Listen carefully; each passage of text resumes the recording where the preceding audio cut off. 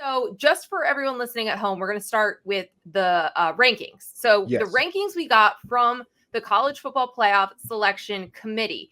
I'll run down a little bit at the top, and then Joshua, I'll get your like instant reaction, knee-jerk reaction. So it looks pretty similar to the AP poll. So it's Oregon, Ohio State, Georgia, Miami, Texas, Penn State at 6, Tennessee, Indiana, BYU, Notre Dame, and Alabama at 11, Boise State at 12, which is notable because that means that they're basically right on the cusp.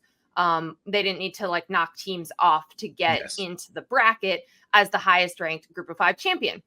The interesting point to me, and I'll get to it in a second, is BYU. What jumped out to you immediately upon seeing the actual in-season rankings from the selection committee? Okay, so I'll take that a step further with BYU and Boise State sitting right there at 12. We have talked about this. I don't know if a lot of people nationally have really explained this.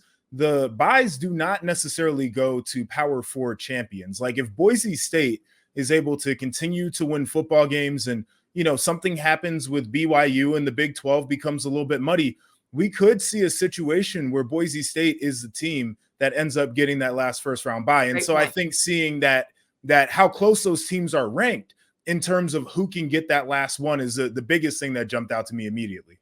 Okay, so that's a great point. So basically, seeds 1 through 4 are going to conference champions. So those are what you said. They get a bye.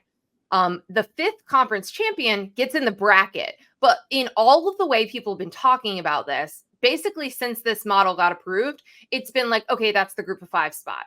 But you're right. If you're looking at the highest ranked Big 12 team at number 9 and the highest ranked Mountain West team, but group of 5 team at 12, absolutely that's in play. So that means if Boise State keeps winning and their only loss is to the number 1 overall seed, number 1 ranked team in Oregon, they'll definitely be in play for this. It also tells me, by the way, because you have to go all the way down to number 17 to get to the next Big 12 team, that the Big 12 is really staring down a situation where they're getting one team in. They're getting their champion in, and that's probably it because of all of that carnage we saw last weekend.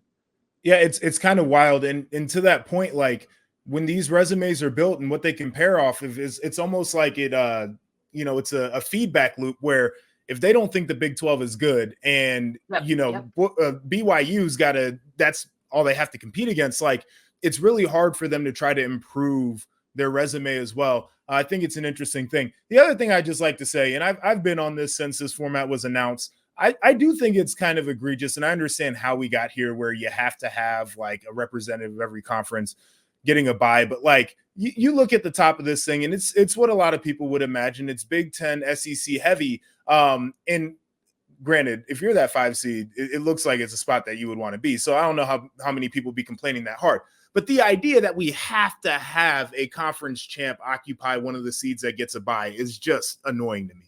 Yeah, it's a good point because if you look at the top 5 in the committee's ranking, so this is the committee saying like these are the 5 best teams in this order. It's Oregon, Ohio State, Georgia, Miami, and Texas. So that's 4 out of the 5 are from the Big 10, the SEC. And by rules, 2 of them don't get buys. It cannot be in the top 4 seeds. So I want to get into BYU. To me, that is the absolute biggest surprise and huge slap in their face coming out of the first rankings. BYU is undefeated. They are behind a number of one-loss teams. And let's use Texas as an example here, okay? So Texas sitting there at number 5, one-loss team. Who's their best win? Is it Vanderbilt? Probably. Might be. At this point, yes. Now, do you see Vanderbilt on the rankings? I do not. No, I do not. Okay. So they do not have a top 25. So they do not have a top 25 win. I'm taking out my anger at the entire selection committee on you right now, Josh. I know we got lawyer Nicole over there. I'm in my lawyer mode. Okay. So that means that Texas, which the checks in at number 5, has no top 25 wins. They also have a loss. Yes.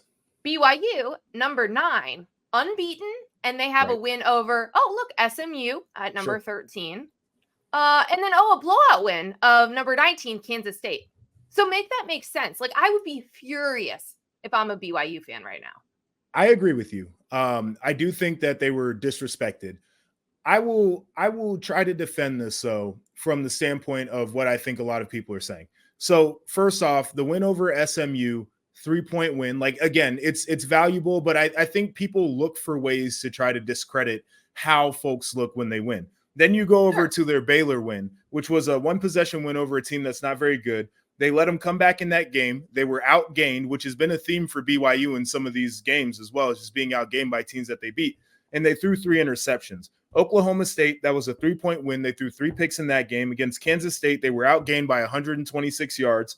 Like, these are some of the things. And then I would ask the question too, and this is why I struggle with college football, especially in a format like this, where you have so many teams that come into the mix with all these different conferences involved at the level that they are, is I don't think you're necessarily what your record states in this sport.